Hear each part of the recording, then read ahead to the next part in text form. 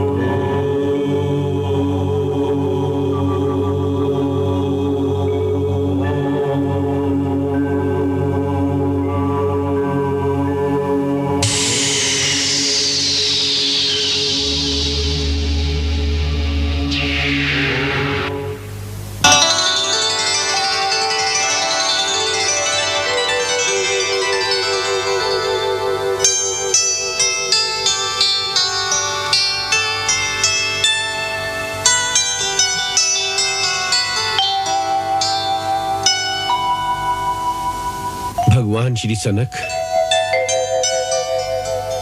सनंदन, सनातन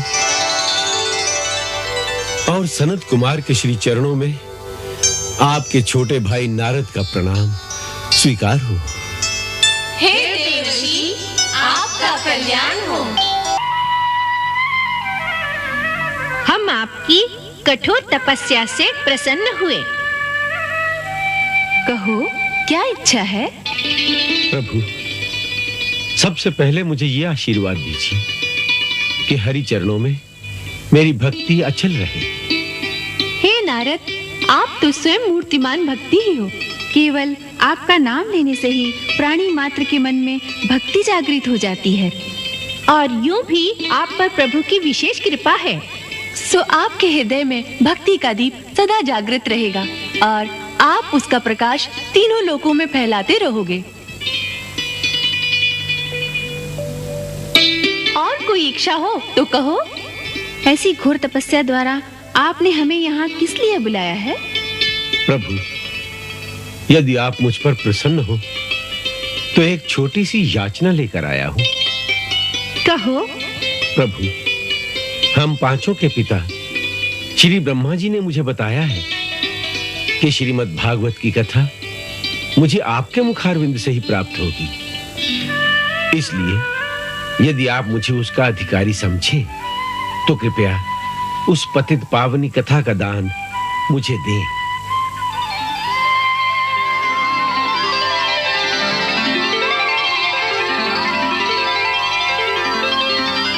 नारद, आप अति कुशल याचक हैं।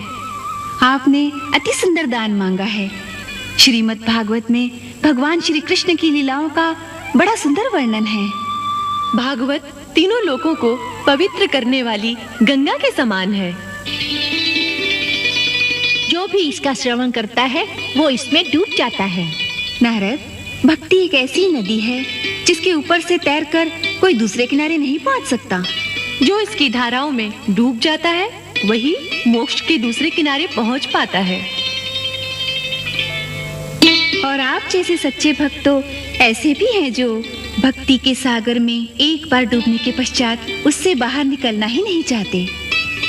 उन्हें मोक्ष रूपी किनारे की इच्छा भी नहीं रहती है, फिर भी भक्तों को लोक कल्याण की इच्छा रहती है। इसीलिए तो आपने संसारियों के कल्याण के लिए ही इस कथा को सुनाने की प्रार्थना की है। हे नारद, यत्फलं नास्ति तपसा न योगेन समाधिना तत्फलं लभते सम्यक् कलौकेशो कीर्तनात्। अर्थात सतयुग, त्रेता और द्वापर युग में जो फल कठिन तपस्या, योग और समाधि से भी नहीं मिलता, वो कलयुग में केवल हरि कीर्तन के द्वारा सहज ही प्राप्त हो सकता है। हे भक्तराज, इस बात को तो आप भी जानते हैं।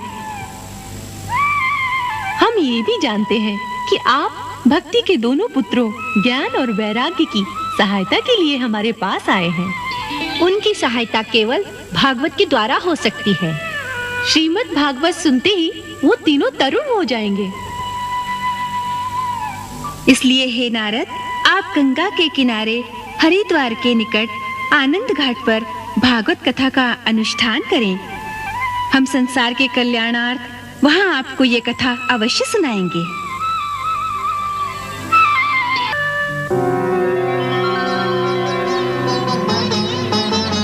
कृष्ण हरे श्री कृष्ण हरे, कृष्ण हरे श्री कृष्ण हरे। चारों दिव्य कुमारों ने भागवत कहना प्रारंभ किया। कृष्ण हरे श्री कृष्ण हरे, कृष्ण हरे श्री कृष्ण हरे। कल्याणी श्री कृष्ण कथा का अमृत सबको बांट दिया। कृष्ण हरे श्री कृष्ण हरे, कृष्ण हरे श्री कृष्ण हरे।